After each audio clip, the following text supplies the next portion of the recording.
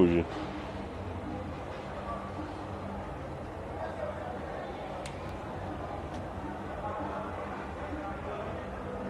Pois é, tem mais live que stories, concordo perfeitamente. Assim, cara, tem live que eu acho que, pô, é incrível, assim. Acho que é muito legal quando você conversa, quando você vê uma conversa muito boa, sabe? Algo do tipo. Mas também tem live que, pô, você pode passar, né? Grande Lucas Rocha, Demas chegou.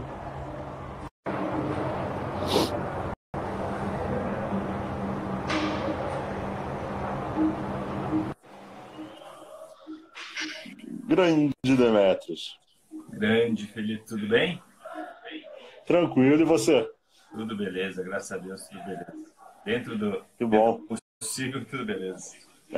Pois é, tirando essa quarentena, É, a gente tenta. Primeiro, agradecer, Dema, cara, por ter aceitado. Eu sei que é um momento de quarentena, é um momento de muitas lives, é um momento também de muito estudo, principalmente para você, para vocês, né, como técnicos. Então, eu agradeço esse tempinho, numa sexta-feira à noite, quem diria, fazendo uma live. verdade. Hoje, a gente hoje está tirando muito tempo para justamente ver algumas lives, né? Hoje eu estava vendo o Gustavo e o Thiago Spitter, estava vendo o Lucas Rocha e o Fagiano, o Neto hoje também fazendo. Então, é um aprendizado, né? Do momento de Sim, dificuldade, a gente também tirar um aprendizado.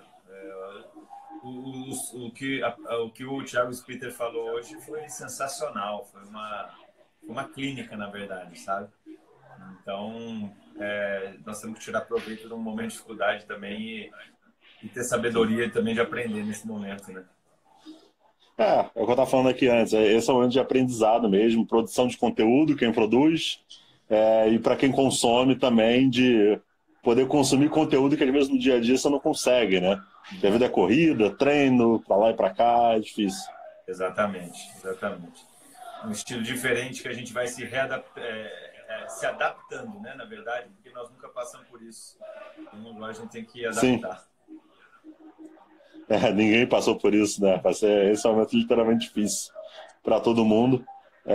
Dema, cara, como já falei, agradeço demais por você ter aceitado.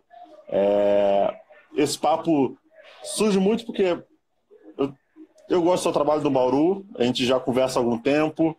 Todas as vezes que eu te encontrava no Rio de Janeiro, pelo menos, a gente sempre conversou bem. Isso. Um dos primeiros jogos aqui em São Paulo foi vendo o Bauru jogar. Infelizmente não foi ali o melhor resultado para o seu time, mas surgiu muito porque eu relembrei um post, um título do Vasco da Gama, de 99. E Ah, aí eu falei assim, e todo mundo, cara, me perguntando assim, cara, conversa com alguém desse time. Eu falei assim, cara, por que não Demetrios? O cara que tem não só história no Vasco, tem história em outros times também, como jogador, como treinador. E uma história que às vezes as pessoas não falam tanto, né? Só, tipo, pô, Demetrios, pô, Bauru não tá indo tão bem. Mas, cara, o pessoal às vezes esquece.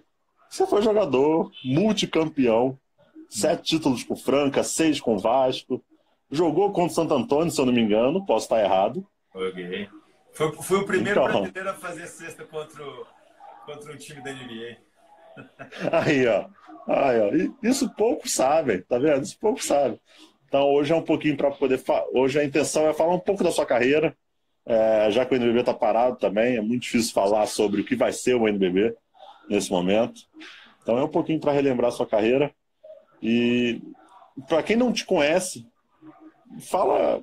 Dá uma mini bio sua, como se fosse palestrar, dá aquela mini bio para divulgação, pessoal. Bom, cara, vou falar um pouquinho mais da minha carreira como profissional, que eu comecei em Franca como profissional. Com 18, 19 anos eu estava chegando lá. Fiquei em Franca por um bom tempo, que dificilmente, naquela época, tinha muita mudança, né, de um time para o outro. Então, ali a gente estava criando praticamente uma equipe, eu, Rogério, né, o Elinho, Chuí, Vargas, Fernando Minuti, Chuí. Então, assim, era uma equipe que ficou muito tempo junto, né? Fiquei praticamente 8 anos lá. Dali eu saí para o Vasco, né? Recebi uma proposta ali com o Fernando Lima, que hoje eu tenho um carinho enorme, que Foi vice-presidente do esportes Quase salão do Vasco. E ali, depois do Vasco, tive uma passagem pelo Fluminense, mas foi uma passagem rápida, porque financeiramente o Fluminense estava com problema. Fui para Minas, fiquei 1 ano e meio no Minas também, foi muito legal lá, a época que eu vivi jogando em Minas. E voltei para Franca. Fiquei 1 ano em Franca e encerrei minha carreira em Rio Claro. Então, praticamente foram 17 anos como profissional e sou muito realizado, assim, tudo que conquistei na carreira como jogador, de participar de Mundial, participar de Olimpíada, ser campeão sul-americano, pan-americano por seleção.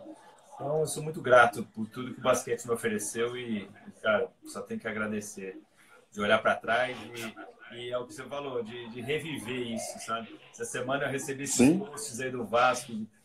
Putz, cara, que saudade. Eu até coloquei uma cravada minha quando eu jogava, que deu bastante saudade, entendeu? Não, boa. Assim, a gente vai chegar lá ainda, mas, cara, várias pessoas falaram que é o melhor time brasileiro que já viram jogar. Assim, então a gente vai chegar lá, mas era um timaço. O time do Vasco era, era um fantástico, fantástico. Era um time que... Mas vamos lá, a gente chega lá. Pode ir. Aqui, ó, já me cobraram que você tem que falar do Associação Luso-Brasileiro de Bauru. Que eu comecei aqui. Você passou na base, que eu já comecei falando um pouquinho mais da minha carreira como profissional. Mas sim. Comecei aqui em Bauru com 7, 8 anos. Foi a equipe que eu aprendi com o Caetano, que hoje sempre vai nos nossos jogos. Depois o Cássio foi nosso técnico também. E aí eu me destaquei, foi o momento que eu destaquei nas categorias de base e recebi uma proposta do Corinthians. E o diretor Biel lá, que tem um carinho gigante por ele, me levou para lá com 14 anos, de casa, indo para São Paulo. Quer dizer, minha mãe quase morrendo do coração, né, de chegar numa república dividida. Uma casa com 9 jogadores, quer dizer... Mas para mim foi um aprendizado muito bom, cara, porque eu precisei ter uma responsabilidade muito grande desde o começo da minha infância, né? Ali era uma infância ainda, né? Sim. Então você vai amadurecendo mais rápido, você vai crescendo mais rápido. E eu, olhando para trás, eu não mudaria nada, eu continuaria do mesmo jeito. Agradeço meus pais por terem me amparado e sempre direcionado o que seria bom e ruim. Então, só tenho que agradecer de olhar minha carreira e ser muito realizado, cara, sinceramente. Você foi para Franca em 91, ficou até 98. Isso. Correto? Isso. Aquela sua chegada no time de Franca, que depois virou um baita timaço também, um dos melhores times também ali, acho que em 97, 98, acho que era um dos grandes times, ganhou em 99, se não me engano, no brasileiro.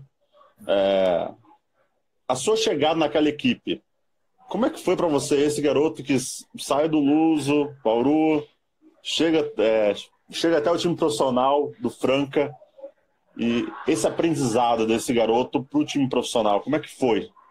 Ali foi um momento que realmente eu tinha que decidir se eu queria ser um jogador de basquete, se eu queria ser um cara que ia buscar a seleção brasileira. Ali era um momento crucial para mim. Eu vi aquele momento desse jeito. Porque eu estava indo para um time muito forte, um time que estava sendo campeão sul-americano, que tinha sido campeão brasileiro, que era na época da Ravelli, em 89, 90. E por eu entrar num time e buscar aquele meu espaço, ali era um desafio muito grande para mim. Então, isso acabou sendo uma prova para mim mesmo, do quanto que eu poderia ou não virar jogador a nível de seleção brasileira. E não foi fácil, porque eu tive que me readaptar. Uma coisa é você jogar a categoria de base, outra coisa é você jogar o adulto, uma disparidade, tem um gap aí muito grande. E hoje a gente vê isso também, né? Os meninos que se destacam nessa categoria de base, a hora que chegam no adulto tem muita dificuldade. Então isso aí para mim foi difícil, porque eu fiquei vários jogos no banco, não entrava. mas eu não perdi a motivação. Eu sempre estava chegando mais cedo, sempre estava treinando, sempre estava me superando e sabia que o quê? A hora que eu tiver a oportunidade, eu estou pronto para a oportunidade, né? Então, acho que isso é muito importante para todo mundo, né, saber o que você está trabalhando, fazendo, e a hora que você chega a oportunidade, você consegue cumprir aquilo, fala assim, agora é minha vez. Se não dá certo, eu vou olhar e falar assim, pelo menos eu treinei, pelo menos fiz tudo o que tinha que fazer para aquele momento. O problema é você chegar ali e as coisas não darem certo e você fala assim, pô, poderia ter treinado mais, pô, poderia ter me dedicado mais. Aí já tem gente passando na sua frente e é isso que não pode acontecer. Então eu me sentia muito motivado para buscar meu espaço. Sim. E era um tempo totalmente diferente. Quando eu falo totalmente diferente, no sentido de garoto novo que chegava em clube grande, não adianta, você pode ser um baita talento. Normalmente, você ia mofar ali um pouco no banco, porque você é jovem. Fala assim, calma aí, meu garoto, espera, relaxa, respira. E totalmente diferente de hoje, né? Hoje o garoto da base, assim, eu tô falando de forma geral, o garoto da base hoje, ele quer ganhar espaço, ele já acha que ele tem que estar jogando, é o agente pressionando que ele tem que entrar, porque, pô, é um garoto, é muito bom, isso, aquilo. Lá atrás não era assim. Não. Lá atrás nem tinha, né? Essa coisa de agente, a pressão pro técnico, a pressão pro próprio jogador. Não tinha, é muito diferente, cara. Hoje lógico, você tem que ter o conhecimento do basquete, mas com essa geração que vem, você também tem que ter muito tato para saber como lidar a parte emocional, a parte pessoal, né? A conversa. Não adianta hoje você querer e fazer o que acontecia na minha época, né? É muito diferente, cara. Uma geração que requer muito cuidado nesse sentido, principalmente porque a minha geração foi diferente. Não, com certeza. E hoje é mais difícil. É um desafio grande também, que como técnico você tem que saber lidar. Acho que o ego também era diferente, né, Demetrios, também. Quer dizer o seguinte, tipo, o jovem garoto, ele tinha uma admiração para os profissionais, tipo assim, cara, eu quero batalhar porque eu quero chegar que nem um jogador X. Era diferente também nesse sentido de motivação, né? Tipo, o jovem jogador já chegava sabendo que ele ia realmente ter que batalhar. Nada ia ser muito fácil. Ele sabia que ele ia ter que ir em busca daquele espaço dele, né? E que as coisas não iam cair no colo dele. Então, por que eu ia treinar? Primeiro, porque eu ganhava confiança. Segundo, a hora que meu técnico chegava lá, ele olhava na quadra, pô, ele já olhava diferente, cara. Falava assim, pô, eu estou treinando. Por mais que às vezes ele não queira me colocar, ele vai falar assim, pô, ele tá merecendo sim, verdade. tempo a mais. E hoje eu sou assim.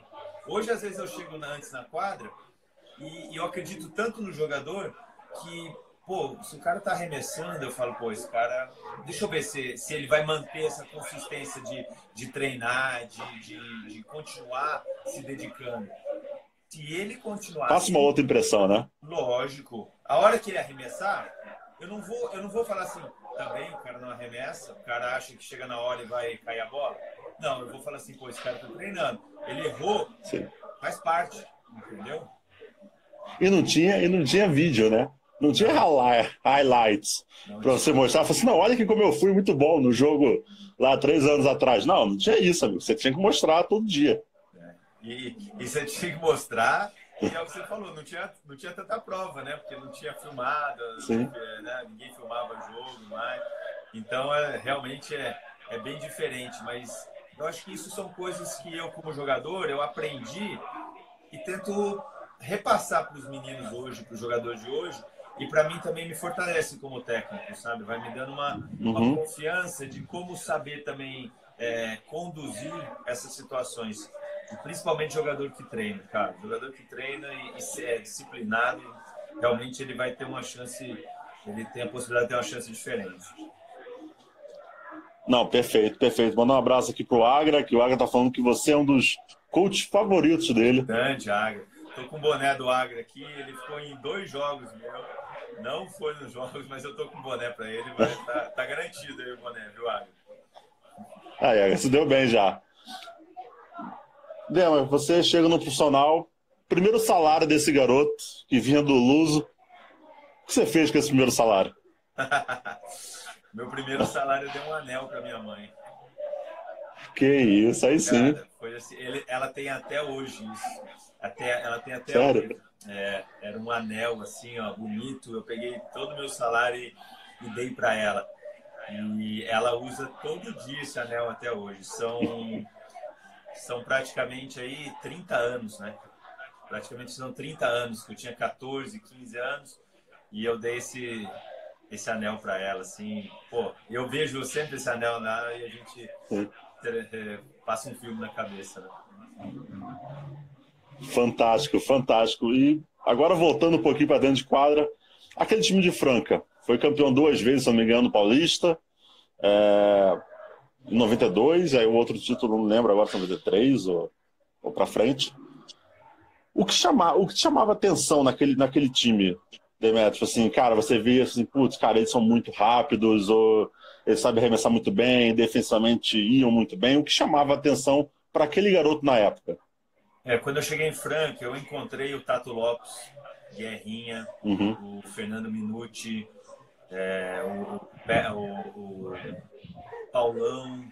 Então era um time, assim, o Evandro, era um time de seleção brasileira, cara. Eu acho que esse que foi o meu desafio, de ir para lá e treinar com os melhores, sabe? E lógico, eu tinha muita dificuldade ainda de defender, porque Franca era uma característica sempre defensiva, né? Então o Carlão me pegava com treinos específicos de defesa. Então eu senti muita dificuldade nisso aí. Lógico, a velocidade do jogo era um jogo mais rápido, um jogo mais físico. Então foi muito legal esse começo de aprendizado. E depois, logo em seguida, eu joguei contra um cara que também, para mim, eu acho que fez um diferencial na minha carreira, que foi o Dexter. O Dexter Charles, que para mim foi o melhor americano, cara, que existiu. Melhor estrangeiro, aliás, melhor falando. O melhor estrangeiro que teve aqui no Brasil. Era um cara que chegava pro Hélio e falava assim, Hélio, ele não conhecia ninguém aqui no Brasil, nem um time, nada, né? Ele chegava pro Hélio e falava assim, Hélio, o que tem aquele time? Quais são as características daquele time? Aí o Hélio falava assim, porque o armador faz isso, o lateral é isso, eu explicava e tal. Ele falava pro Hélio assim, Hélio, fica tranquilo que nós já ganhamos o jogo, tá? E aí a gente teve uma sequência, cara, de 33 jogos invictos no Campeonato Paulista, se não me engano, sabe? Nós perdemos só o primeiro jogo da estreia que ele não jogou. Então, cara, ele foi um cara que, eu falo que ele foi, além dele ter sido o melhor estrangeiro aqui do Brasil, pô, eu treinava com ele, entendeu? Eu treinava um contra um com ele. Perdia, tomava ferro e tal, mas, pô, eu tava treinando com o cara. Aquilo ali eu sabia que aquilo ali tava fazendo bem para mim, sabe? Então isso aí foi legal também. Quando você começa a ter uma competitividade de alto nível, com certeza automaticamente o seu nível vai melhorar. Então foi um time assim da All Star que nós ganhamos no Paulista, ganhamos o Brasileiro, então foi bem legal aquela fase. Não, incrível, incrível. Mandar um abraço aqui pro Águia, que me respondeu. Sim, amanhã sai o texto da Ellen, se Deus quiser. E mandaram aqui, ó, segredo de família. As melhores jogadas foram passadas do irmão dele. Mas ninguém sabe disso. É que é meu irmão, Vinícius. Meu irmão, ele é um cara que não sabe nada de basquete, assim, sabe? Falando, né? Sim. Aí quando ele chega e fala assim, Odê, por que você não faz uma jogada assim, cara? Aí ele põe uns 3, 4 caras indo em cima do outro para receber 3 bloqueios assim juntos, sabe? Sim. Cara, não tem jeito do cara sair daqui, ó, ele vai sair, o defensor vai ficar e tal. Então é engraçado. Porque... É um visionário, é um visionário. É um visionário. E aí ele pergunta, você fez aquela jogada que eu te falei, não? E aí o que tu responde? Não deu. Sabe por que eu não Não, tá certo. Felipe, você sabe por que eu não faço? Porque olha o conhecimento do basquete. Ele mora nos Estados Unidos, né? Ele já está há 12 anos lá. Aí ele falou assim, Odê, tem um tal de James aqui, cara, no Miami. Cara, o cara é bom, cara. Muito mundo falando dele. Eu falei, James, Vi? Ele falou, James. Eu falei, é o LeBron, cara. É o LeBron James. Ele não sabia quem era o LeBron. Tá certo, tá certo, tá certo. É incrível. E mesmo ainda no Franca. Beleza, primeiro salário, a gente já sabe que você deu um anel para sua mãe. Primeiro título naquele Franca. Como é que foi aquela sensação? Porque assim, normalmente quando a gente fala com um jogador profissional, o primeiro título tem um peso maior. O título profissional, né? Tem um peso maior porque é aquele momento que consagra o jogador e tipo assim, cara, é isso que eu quero fazer pro resto da minha vida. Teve esse peso para você também? Olha, na verdade, assim, teve o primeiro título, como quando você não é um jogador principal da equipe, você é para mais um coadjuvante, que você vai estar entrando, ganhando seu espaço, ele tem um peso. E é um peso diferente. Agora, a partir do momento que você já passa a ser um titular da equipe, que você já passa a ser um líder da equipe, o título ele passa a ter um peso maior para você, uma conquista maior. Não que isso seja uma parte egoísta, não é isso não, mas é o quanto o time precisa de você e o quanto você pode dar para o time. Então tem um sabor diferente, eu senti isso. Então nos títulos que a gente conquistou quando eu era o 11º jogador, 10º jogador em Franca no Sul-Americano, é um título que eu aproveitei sem responsabilidade. Aí, quando eu comecei a ser o 6º homem, já era um pouco diferente. Quando eu fui o titular da equipe, o capitão da equipe, e conquistamos o título, por exemplo, 97, 98, campeão brasileiro, aí, cara, aí é uma satisfação, assim, ó, é uma conquista de um dever cumprido, que é só quando você realmente vive aquele momento, você sabe o gostinho que é. Então, são pesos diferentes. Eu poderia falar que são pesos diferentes. E, lógico, quando você é um protagonista, você sente uma realização maior daquele sabor do título. Sim, imagino. Mandar um abraço aqui para o Alessandro, está acompanhando aqui a live. Já tem muita gente acompanhando, Roger. Fica até difícil conseguir ler todas as mensagens. Você ganha títulos importantes com Franca. Oi. Não, você ganha títulos importantes com Franca. Oi, fala. Não, tava dando um dedo. Ah, tá. Aqui, ó, antes disso, o pessoal teve aqui uma pergunta interessante. Do cara que você deve conhecer bem, talvez até mais do que muita gente, Lucas Rocha. É um sincero jornalista aí de Bauru, que ele faz o seguinte, pede pro Dema falar um pouco mais sobre aquela final em 97 e os duelos com o Mark Brown. Cara, foi sensacional essa final. Inclusive, eu estava vendo, antes de ontem, eu estava vendo o quarto jogo desse playoff. E se a gente perdesse, o Corinthians ia ganhar de 3-1 lá dentro do Pedrocão, e o Joel errou um meio gancho assim, de curta distância, nós pegamos um rebote, acabou o jogo. Eu assisti no jogo hoje, eu tava me dando calafrio, tava me dando suadeira, tava Sério? assim, sabe? Eu tava tenso, cara, com o jogo que nós abrimos 17, aí depois caiu e tal.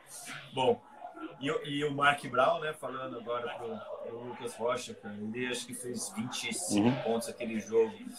Putz, aí eu marcava ele, o Rogério marcava ele, o Fernando Minuti marcava ele. Mas ele era um cara com muita habilidade.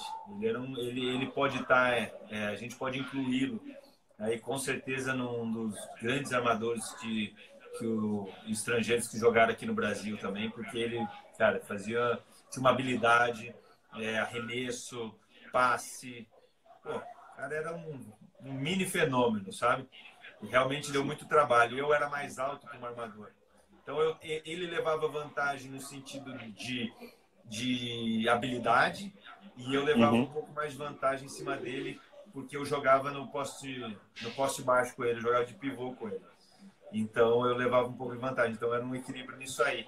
Mas era um cara que mudava o jogo e realmente um grande talento que foi muito... Isso que eu falo, é gostoso esses confrontos, entendeu? Sim. Foi memorável os confrontos com ele. Não, incrível, incrível. Eu queria agora falar um pouco dessa sua ida pro Vasco. Depois da passagem, pô, vitoriosa no Franca, você chegou num Vasco muito mais maduro, totalmente diferente daquele garoto que chega no Franca. Qual foi a sua saída? Como foi o convite do Vasco para você ir para lá? E como foi essa transição?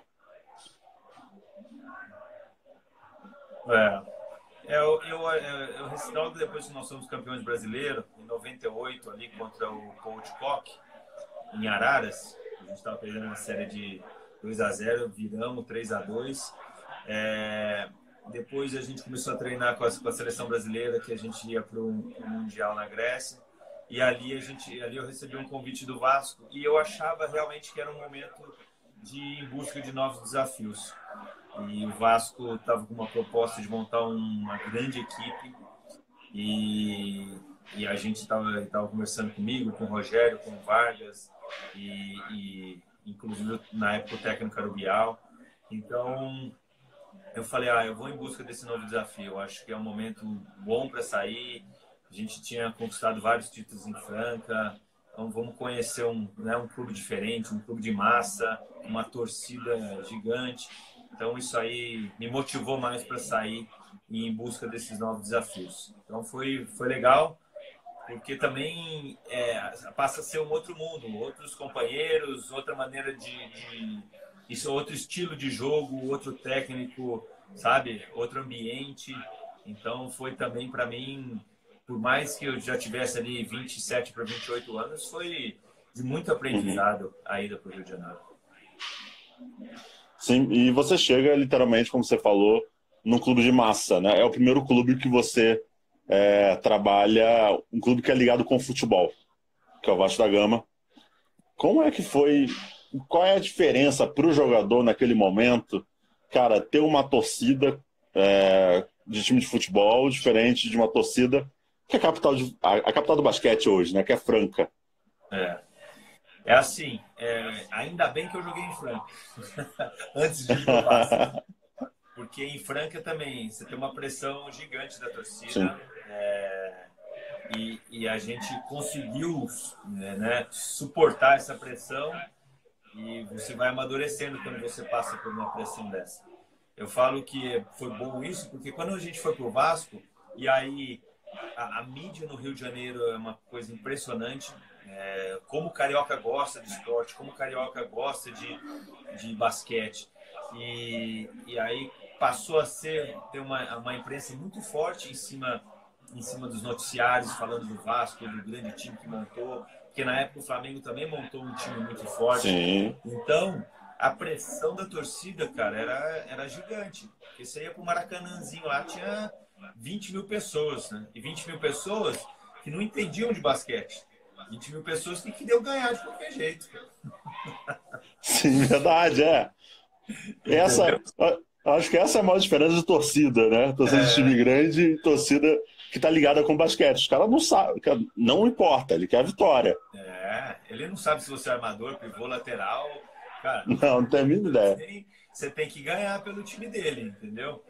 Mas eu acho que a gente conseguiu isso, né? Além de ganhar, a gente conseguiu mostrar uma entrega muito grande naquele time. Né? Então, ficou marcado. Com certeza o Vasco está marcado para mim, marcado na história aí de muitos torcedores, né? Não, ficou marcado na história do clube. Isso é um fato. O Rinaldo está aqui, tá te mandando um abraço, falou para você atender o telefone. É que o Rinaldo, eu falei, Rinaldo, Agora, cara, eu tô tendo que ajudar no serviço em casa, entendeu? Então eu tava lavando quintal, eu tava arrumando roupa, tirando roupa do varal Sim. e tal, e ele quer que eu atenda o telefone dele. Mas amanhã eu Não, falo com ele não, mais tranquilo. você não vê a hora de voltar para a quadra, né, Paulo? Esse trabalho doméstico aqui não é pra mim, viu, cara? Tá certo. Renan Gitione também, auxiliar técnico do Minas, está aqui acompanhando, mandando um abraço. Grande abraço, cara. E, Valeu. e Renan, o Renan, e Demetrios, cara, esse time do Vasco em 99, 2000 ali é considerado por muitos, e não só torcedores, e não só especialistas, mas algumas pessoas que acompanharam esse basquete de fora falam que é um dos times mais bonitos de se ver jogar. Foi um dos times mais bonitos de se ver jogar. Essa literalmente é uma das diferenças desse Vasco do Franca que você viu. Você pegou também um baita time de Franca. Eu acho assim, o Franca foi uma construção, né, de vários anos ali para a gente chegar no ápice, a equipe de Franca. O Vasco ele já pegou, né, os maiores talentos e formou um time, eu vejo assim. E realmente, eu acho que as conquistas internacionais que nós tivemos ali, ela passa a ter uma importância muito grande, cara. Porque, além de você montar um time criando uma expectativa muito grande, você passou a fazer história no clube com as vitórias e com títulos, né? Então, isso aí realmente dá uma margem para ser colocado como um dos melhores times do Brasil em termos de clubes. E como nós conquistamos aquilo, né? Igual, por exemplo, a gente estava perdendo um playoff pro Atenas da Argentina e a gente virava o playoff. A gente estava perdendo para o Boca Júnior e a gente foi e virou um playoff. Então, assim, vai para um McDonald's Open em Milão, jogando com os melhores do mundo, vai lá e surpreende, sabe? Então, isso tudo, quanto mais difícil for e você superar isso aí e conquistar, pô, cara, isso aí é uma coisa que valoriza muito mais o trabalho e a conquista em si, né? Então acho que por isso que foi um time que ficou muitos anos no auge, né? Então acho que marcou muito isso em relação a isso também. Sim, foi assim, eu falo pessoalmente, para mim, pelo menos, foi o melhor time que eu já vi jogar. Por ser do Rio de Janeiro, então para mim facilita muito mais ver uma equipe carioca. E olha que tem Flamengo aqui com Oscar Schmidt, pô, Colonese, entre outros.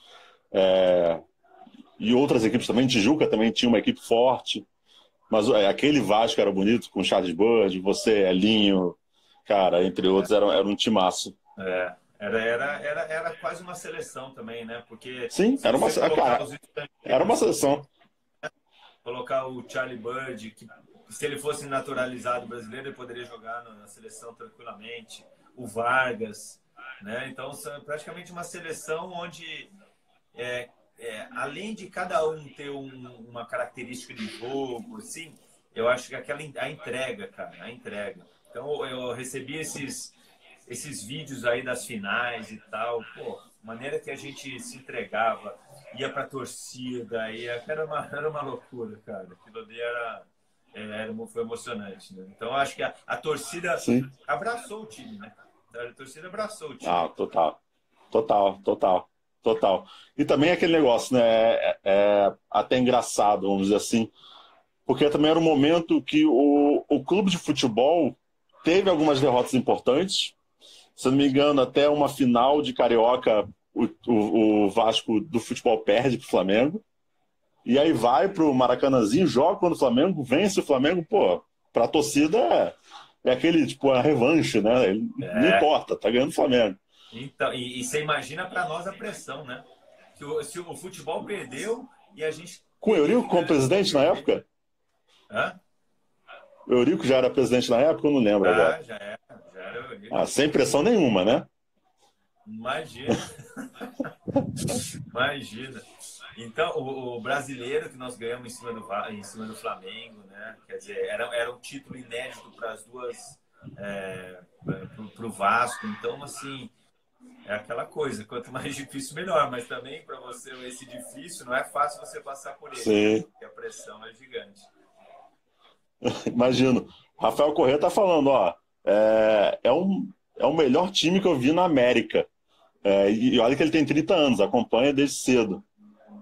O Bruno Isso é Feola muito tá. legal, esse pessoal mais novo Ah, também, que sempre você acha que não participou, mas eles também estavam lá junto, novinho, mas, pô, sim. vivenciaram isso aí, cara.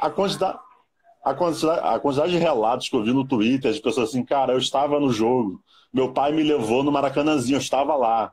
Pô, teve pessoas que se reconheceram na filmagem da Globo na época. Olha que Então, isso é legal. muito legal também.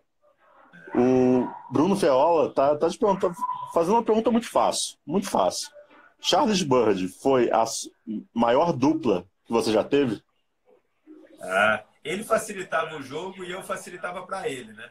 Porque eu Aham. achava ele livre e ele com a categoria dele, ele tinha um aproveitamento de arremesso espetacular, né? Então ele realmente foi uma dupla que fez história, né? A gente fez história. Então facilita. Ele facilitou para mim e eu facilitei para ele. Verdade. Você jogou com Mingão, ou não? Mingau, Mingão, Jogamos, é. Mingão, joguei com o Mingão. O Mingão era desse time também. Tinha um papel fundamental, o Mingão. E aí eu te pergunto, porque Mingão é um cara que aqui ele ainda joga, ele ainda joga o Master aqui no Rio de Janeiro. Ah, E é um é? cara explosivo. É um cara explosivo. Então, quero saber como era ele também lá na época do Vasco. No começo não foi fácil assim Aham. o entrosamento, né? Aí ele entender também que a gente estava chegando ali para ajudar, né? Porque eu acho que é isso. Sim. A gente não estava chegando ali para tomar o espaço de ninguém. A gente estava ali chegando para formar uma equipe, para formar um time. Então isso era muito natural da gente que estava chegando. E ao longo do tempo acho que ele foi entendendo isso. E o Sim. Mingão, cara, ele fazia um trabalho assim que não aparecia tanto em relação à Ah, o trabalho sujo, pontuação e sim. tal, mas ele fazia um trabalho sujo de bloqueio, de rebote, sabe? De arremessinho ali da cabeça do garrafão, que nos ajudou muito. Então, acho que a partir desse momento que ele realmente entendeu que ali dentro da quadra a gente ia se entregar 100% por uma instituição, que eu acho que isso que é importante, né? Ali a gente tava pelo Vasco, Sim. cara. Ali a gente não tava pelo Demetrios, a gente não tava pelo Vargas. Ali a gente tava pelo É Vasco. lindo, sim. A partir do momento que todo mundo entendeu isso como equipe, fica mais fácil. Porque você sabe que você na quadra ali, todo mundo vai se entregar e todo mundo vai dar o máximo. E isso que é importante dentro de uma equipe. Sim. Salve aqui pro Daniel, do Papo na Colina, e também do Vasco Basquetebol, perfil Grande que cobre o abraço, Vasco, Daniel. Nossa. só acompanha de perto. Demetrios, o Vasco conquista a sua primeira Liga Sul-Americana, sendo, se eu não me engano, o primeiro a conquistar. E aí depois também conquista contra o Boca Juniors, que até foi o vídeo que eu postei no Twitter. Fala um pouco dessas duas conquistas, a primeira com peso muito grande, e depois veio a segunda contra o Boca. Fala um pouquinho A das primeira, competições. a primeira ali foi um momento marcante. A primeira não, acho que foi a segunda. Bom, eu não sei se foi em 99 ou 2000, contra o Atenas. Eu acho que foi a segunda. E a gente já tinha conquistado contra o Boca Juniors, né? E aí depois a gente ia enfrentar depois no outro ano a gente foi jogar contra o Atenas. E o Atenas numa semifinal contra eles, a gente estava ali jogando e o jogo tava enroscado, tava difícil e tal. E eu tô falando isso porque o Vargas fazia parte, né, daquele Uhum. time. E aí, pô, cheguei uma jogada pro Vargas e o Vargas olhava para mim, ele não tava com aquela cara assim de sabe, querendo muito e tal. E era um jogo, se a gente perdesse, acabava. Se a gente ganhasse, ia pro quinto jogo no Maracanãzinho, se não me engano. E aí ele, pô, o Vargas e tal, eu acho que foi o Hélio que pediu um tempo. Aí chegou no tempo, cara, eu fui com o dedo pra cima do Vargas, assim, ó. Você não quer receber a bola, cara, eu não sei o que e tal. Você tá com medo do jogo, falei pra ele. Cara, você imagina o Vargas, né? Ele olhou pra mim assim, ó, em pé, ele levantou, eu também levantei. Aí ele me encarando assim, falou assim: não, eu quero sim, eu quero sim. Eu falei: então você pega a bola. Pega a bola, porque eu tô achando que você tá com medo do jogo. Nós vamos perder o jogo, vai acabar isso aqui e tal. Cara, aí voltamos pra quadra e eu pedi, lógico, eu era o armador da equipe e tal, pedi a jogada pra ele. Pedi a jogada pra ele, ele recebeu a bola assim e tal, pegou, pá, pá, pum, foul e cesta. Aí veio, já me deu uma peitada assim, comemorando e tal. Pedi uma jogada pra ele de novo, ele foi, fez a cesta e tal. Cara, ganhamos o jogo, foi pro quinto jogo, nós somos campeões. Hoje, você vê como é que é, olha que legal essas histórias do esporte. Hoje a gente encontra, cara, ele chega pra mim e fala assim: Dema, obrigado por você ter feito aquilo comigo, cara. Porque eu tava desatento no jogo, eu tava fora do jogo, e você me instigou de uma maneira que você não tivesse feito aquilo, a gente não teria sido campeão. Então, você vê como é que é, né? Mas isso foi uma coisa natural pra mim, né? Ali naquele momento. Sim. Porque realmente a gente ia perder o jogo, era um cara que a gente precisava ali, sabe? Então, pô, foi muito legal isso aí. Eu acho que foi um momento marcante que eu, inclusive, falo assim nas minhas palestras sobre essa liderança, né? Uma liderança natural, uma liderança em prol do grupo, sabe? E ali para mim foi marcante aquele momento que a gente virou e nós fomos campeões no quinto jogo no Rio de Janeiro. Não, incrível. E coitado dos marcadores do Vargas, amigo. Então, porque ele fazia uma diferença grande, né? O Vargas era um cara que realmente ele fazia uma diferença grande. Então, Não, incrível. Foi marcante. Não, incrível. Antes da gente chegar no McDonald's, no jogo do McDonald's, que foi a primeira partida entre um time brasileiro contra um time da NBA, das conquistas que você teve no Vasco, pô, são várias e várias pesadas. Qual você destaca mais? Tipo assim, essa a gente tinha tudo para não ganhar, ou a gente imaginava que ia ser muito difícil e ganhamos. Olha, eu acho que uma das conquistas mais importantes do Vasco para mim foi na final do Brasileiro contra o Flamengo. Porque o peso do jogo contra o Flamengo era um peso que eu nunca tinha vivido aquilo. Então aquilo passava a ser mais difícil para mim pessoalmente, pela pressão, pelo que a mídia colocava, o desafio de você enfrentar um time igual que tem do outro lado um cara igual o Oscar, sabe, que tem uma trajetória gigante no basquete mundial. Então acho que se colocar ali, aquele para mim foi um título assim de tirar um peso muito grande das nossas costas, sabe? Eu acho que foi ali. E aí, a partir daquele momento que a gente ganhou também esse brasileiro, o outro ano nós ganhamos de novo. Então, acho que não que as coisas foram mais fáceis, mas ali nos deu uma bagagem para que a gente tivesse uma identidade mais forte, sabe? Então, ali eu acho que para mim aquele título contra o Flamengo foi um título assim, que fez uma diferença na minha carreira, que fez uma diferença no Demetrios como jogador. Eu acho que foi muito importante para mim. É o triângulo de sucesso, né? Um time confiante, porque vem de importantes vitórias, uma equipe com jogadores talentosos, como era aquele time do Vasco, e também aquele se sentir aquela força da torcida também que lotava, porque era um tempo totalmente diferente do que a gente vê hoje no basquete carioca, né? Lotava, os ginásios eram lotados. Lotados, ali era impressionante, o Maracanãzinho era metade de um lado, metade do outro, e quando era um jogo único, igual, por exemplo, final contra o Boca e o Atenas, cara, era lotado, e hoje, lógico, dentro de uma margem de segurança, você não vê aquela invasão na quadra, né, para comemorar um título igual foi. Então, os caras vinham, te abraçavam, tiravam sua camisa, e é uma coisa assim, tipo, os caras agradecendo mesmo, obrigado por tudo, obrigado por aquele título. Então, isso aí realmente você via a expressão do torcedor, né? Do quanto do quanto foi importante para ele aquilo, sabe? Não, imagino que os jogadores também, né? É uma coisa É, indescritível, assim. Deve ser um peso que tira das costas depois de conquista um título, deve ser enorme.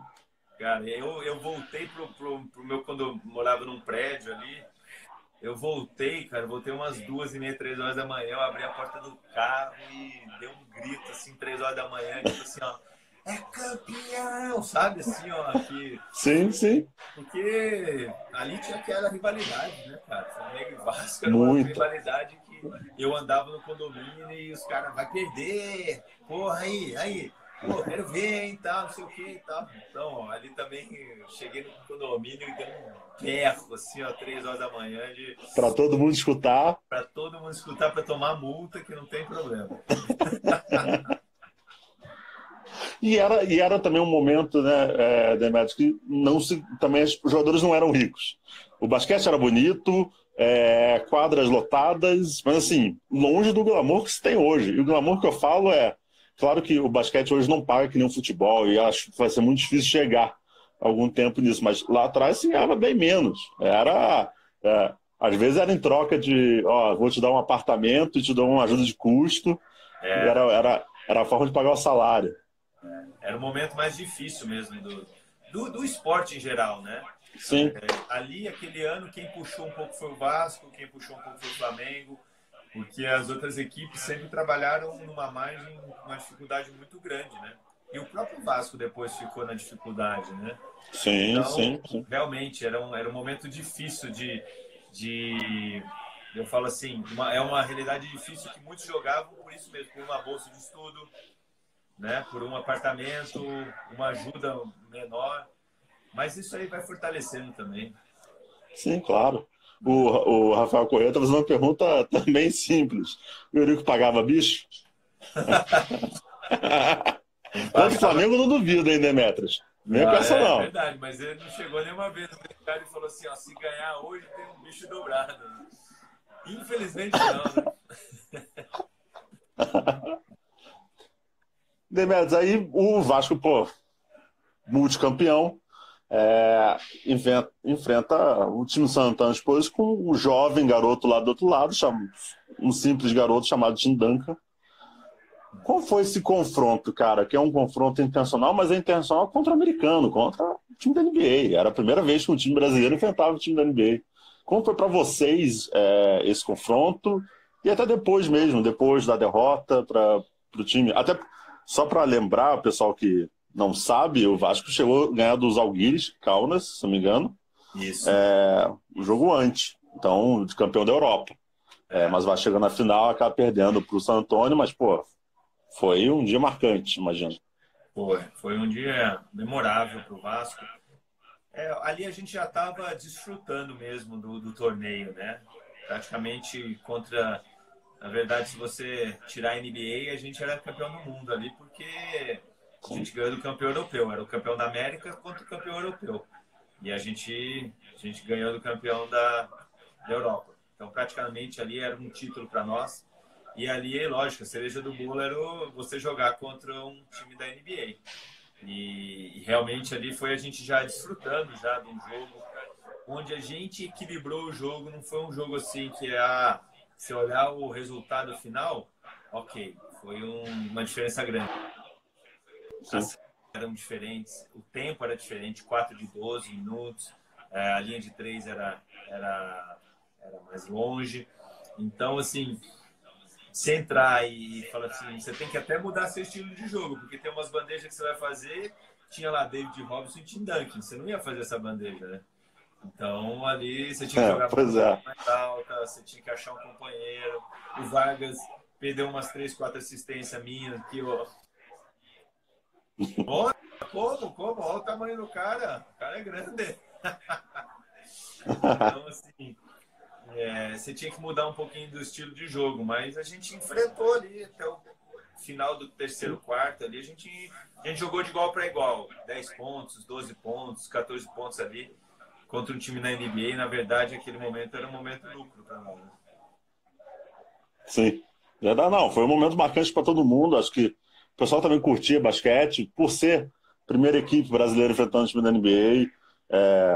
Foi fantástico. Claro que, imagino para vocês, foi um pouquinho puxado depois, porque sempre tem aquela zoeira dos flamenguistas, dos torcedores locais do Rio de Janeiro, porque perdeu, mas, cara, esse time foi campeão do mundo, sem dúvida nenhuma. Até lembrar aqui, venceu a Adelaide também, que é o time da Austrália. Então, foi realmente incrível, assim, esse foi realmente um momento marcante. Você sai do Vasco, vai pro Fluminense, fica lá um ano, como você mesmo já antecipou aqui pra gente, já falou um pouquinho rápido. A partir dali, acho que você passa por Minas, Corinthians e volta para Franca. Ali eu passei Minas, voltei para Franca, e aí em Franca eu fiquei um pouquinho, eu joguei 4 meses no Mogi Corinthians, e aí depois joguei um ano na Telemar também, que foi um ano bem legal, que o Oscar montou um time da Telemar. É verdade, Telemar, sim, é verdade. Era um timaço, cara, era um timaço. Sim. E eu aprendi muito com o Oscar nesse sentido de liderança, sabe, de dia a dia. Ele é um cara que foi fundamental pra gente ali. Como é que foi esse reencontro? Cara, porque você foi campeão lá, contra ele. Eu já tinha sido com Franca em cima dele, aí depois o Vasco. Aí, menino, vem aqui que agora você vai estar do meu lado. Então ele foi muito claro com os jogadores, sabe, de colocar, falou assim, Demetrios, você foi contratado para isso. Marcelinho, você vai ser o cestinha da equipe, você vai ser o cara que você vai ser o Oscar. O Sandro Varejão, você vai fazer isso. O Betão, você é para rebote, abre os cotovelos e tal. Rato, você isso. Então, foi uma equipe. Todo mundo já sabia a sua função dentro da equipe. Josuel, Ailton. Então, foi assim, uma equipe onde todo mundo sabia o que tinha que fazer e ali também a gente foi numa sequência de tantos jogos invictos do brasileiro e tal, a fase de classificação todinha, se não me engano, e foi um título também inédito, cara, para o Rio de Janeiro, né? Porque era uma equipe que foi formada em um ano e nós ganhamos tudo que tinha que ganhar. Ele era um cara que, igual, por exemplo, se hoje não ganhar de 50 pontos, nós vamos treinar depois do treino, depois do jogo, tá bom? Todo mundo vai? Tá bom. Aí ganhava de 48. Vamos treinar. Pô, cara, se você ganhou de 48 é porque você correu pra caramba, né? Só que não. Sim. Ganhou de 50, o combinado é combinado. Vamos lá, vamos treinar. E a gente ficava naquele miésimo até meia-noite treinando. Nossa. Quase, cara. E o miésimo, pra quem não sabe, miésimo é longe. É longe, tá? É longe. Então, mas ele era um cara de palavra, né? Aí ele falou assim, era um final do Carioca contra Campos. Ele falou, se ganhar de 3-0, vocês têm um mês de férias. Pô, ganhamos de 3-0, né, cara? Um mês de férias, pô, por favor, né? Aí ganhamos de 3-0 e o campeonato começava assim dia 25 de janeiro e a gente ia voltar dia 17. Cara, o Miguel, pô, moçada, vamos voltar antes, pelo amor de Deus e tal. Aí todo mundo, pô, Miguel, os caras falaram um mês de férias, é um mês de férias. É um mês de férias, pô, palavra, tem que ter palavra. É isso aí. O Elinho tá aqui, ó. O Elinho já mandou o recado e falou, ó, sempre passei muita bola pro Demetrios. Mentira, ao contrário, eu que passava a bola. Ele que metia a bola. Mas ali a gente estava falando de dupla também. Jogar com o Elinho também para mim foi uma facilidade grande, porque ele também era um armador. E quando você tem uma outra cabeça pensante que pode te ajudar ali no jogo, que não fica te sobrecarregando, pô, era uma das melhores coisas, porque no final do jogo você tinha um controle com 2 armadores, podendo organizar, podendo, sabe, controlar a equipe, que você sabe que a categoria dos dois, a categoria do outro, então facilitou muito. Final de jogo, a gente muitas vezes a gente acabava o jogo jogando junto por causa desse domínio da posição, na verdade. Né? Sim. Era um. A dupla funcionava, ajudava, né? Você até fala do Charles Bud também, né? De facilitar uma vida do outro, isso era claro. E era uma época também que você pegou bons times no sentido de cada um dominar muito bem a sua posição. Então isso também facilitava, né? O cara já sabia o que fazer, ele lia muito bem a defesa, isso também facilitava para as equipes conquistarem títulos. Porque cada um tinha uma característica, né? Então isso era importante. Por exemplo, o Rogério era um finalizador, né? O Charlie Brown era um finalizador. Às vezes eu não podia querer ficar finalizando porque eu tinha dois craques do meu lado que eu tinha que municiar o jogo para eles. Então aí o Elinho entrava e dava essa condução também, sabe? Então assim, era muita gente que tinha muita condição para fazer cesta, né? Então você também tinha que saber a hora de um, o momento de outro. Então tudo isso fazia parte do entendimento de uma equipe, sabe? Então muito legal. O pessoal o Bruno aqui está perguntando. Aqui o Bolf, lá. Essa derrota Isso. eu não tava, viu? Essa derrota eu não tava. Fugiu dessa. Contra o Flamengo eu já não tava no time mais. Fugiu dessa. E, Demetrios, uma coisa que assim acaba sendo comum para alguns jogadores, que é acabar a carreira e ou descansar ou ficar perto da quadra, mas não tão dentro como você decidiu ficar. Porque é um estresse danado, principalmente no basquete hoje atual. Como foi o momento que você falou assim, não, agora, cara, eu quero ser treinador? Assim, primeiro para eu encerrar minha carreira, eu tive uma lesão nas costas, né? Uhum.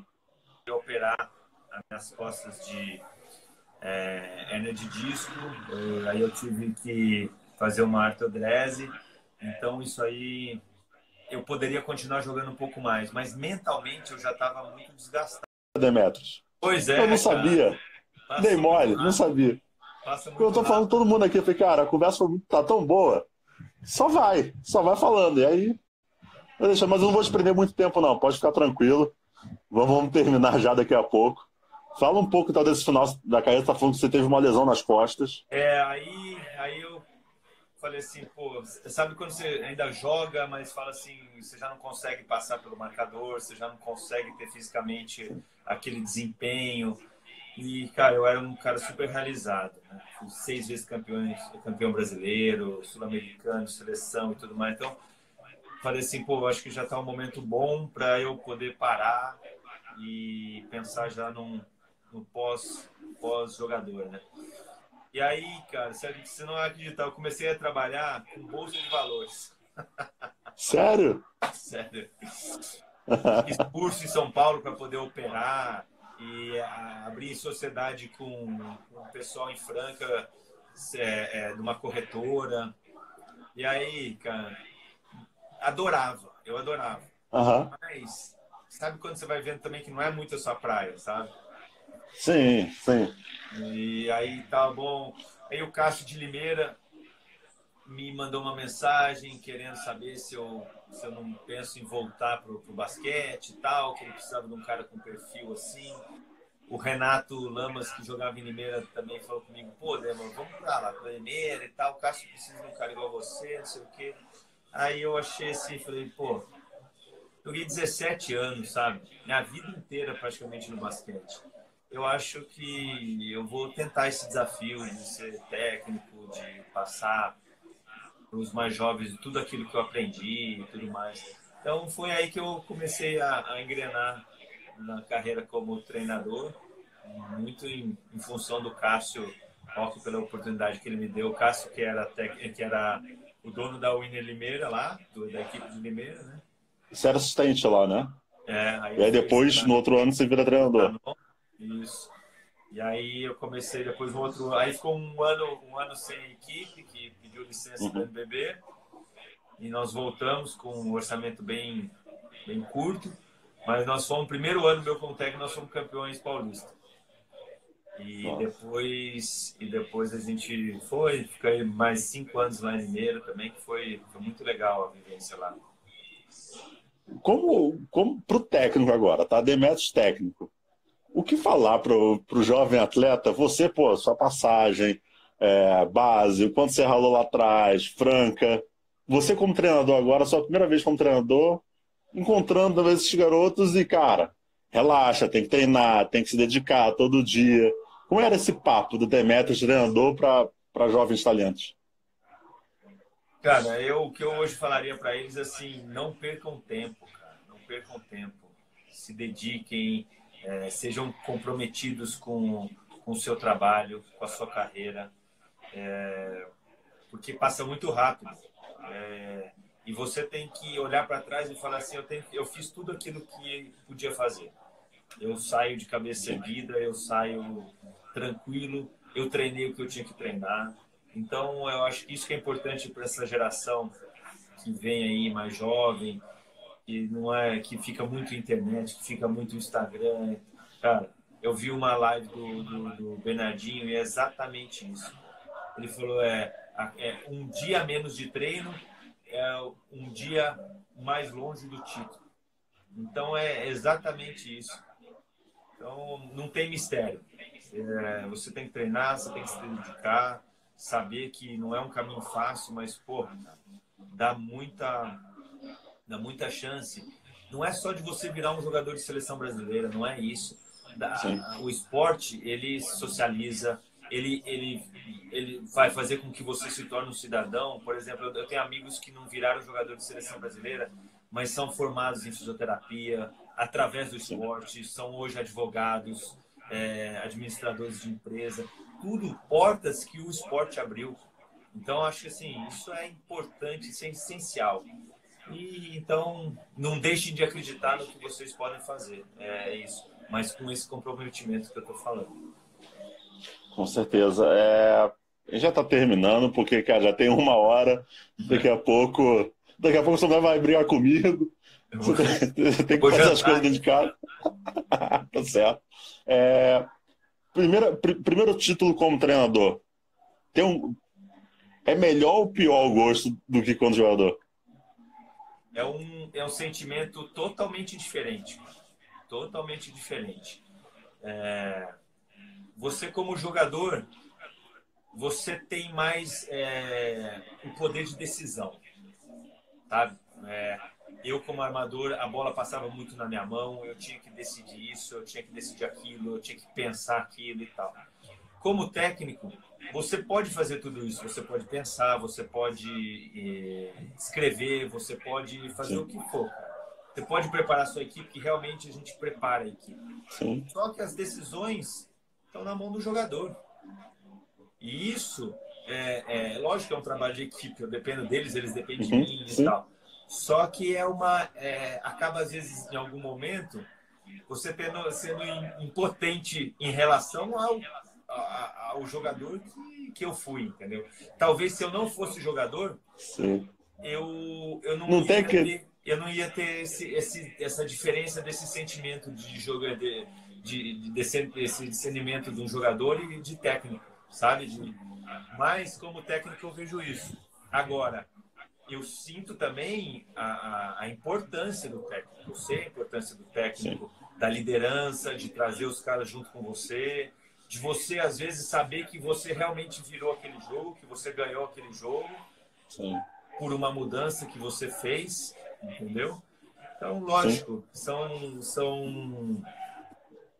sentimentos diferentes, mas que cada um tem um estilo, vamos dizer assim, de gostinho, né? Eu fico só imaginando, qualquer treinador que já foi jogador, e eu também, isso é uma coisa que eu até brinco com o Léo Figueiró, que assim, esse passo eu não daria.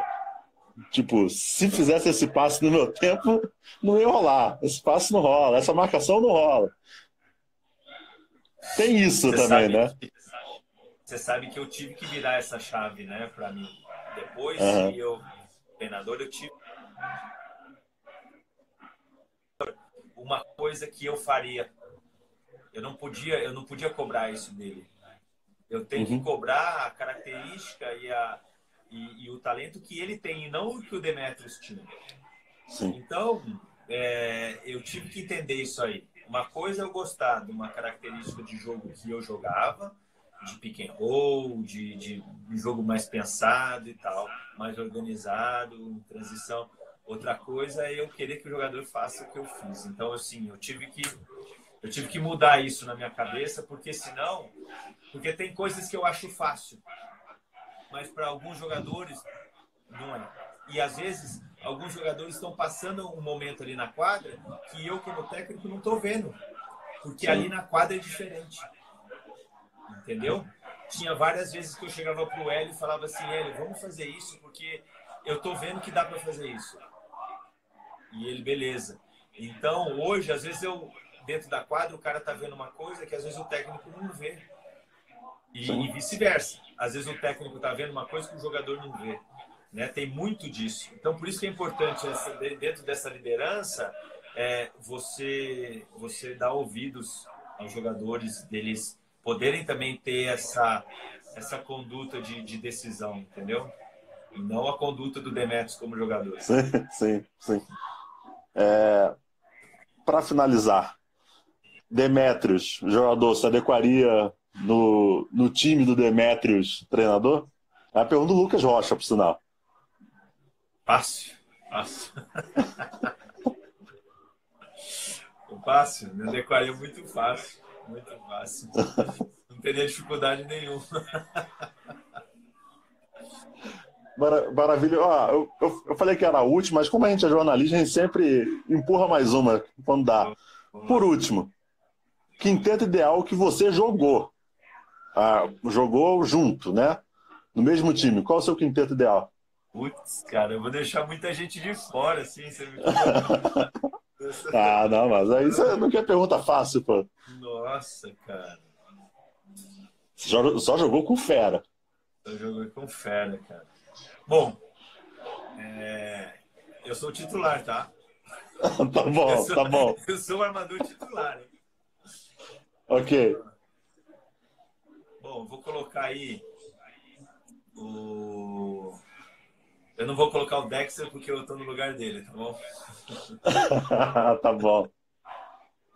Mas, cara, de lateral eu posso colocar aí, ó. Vou falar Rogério, Chuí, Marcelinho. Não, é um só. Cara, não precisa citar todo, não. O time que vai entrar em quadra. Bom. É você e mais quem? Eu coloco o Rogério hoje como um 3. Coloco o Marcelinho como 2. Marcelinho e Fernando Minucci. Os dois, cara. Tá.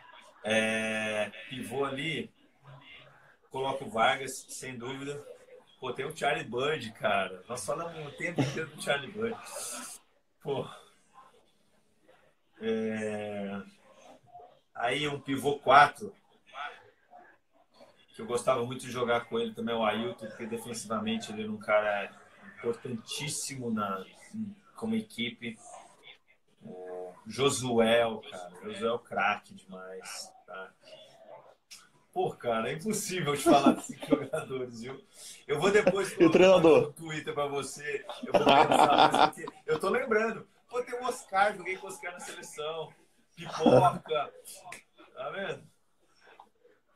Você eu não posso responder em 5, eu não posso me limitar aqui. É muito pra mim. E o treinador?